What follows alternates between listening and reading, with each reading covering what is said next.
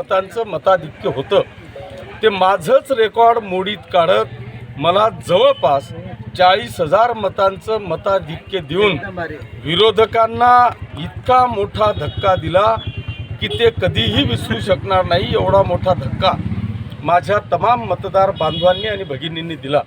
त्याच्यामुळे निश्चितपणे ह्या विरोधकांनी केलेल्या टीका ह्या सगळ्या धुळीस मिळाल्या। ते सूर्यावर थुंकण्यासारख्या टीका करत होते की यांची दादागिरी चालली आहे, यांचे अवैध व्यवसाय चाललेले आहे। म्हणजे हे खरं म्हणजे हास्यास्पद होतं, हे सूर्यावर थुंकण्यासारखं होतं आणि ते थूक त्यांच्या तोंडावरच आलं। ज्या जनतेला माझा विकास दिसला तो 100% विकास त्यांनी मतदान रूपी मतपेटीमधून दाखवून दिलेला आहे।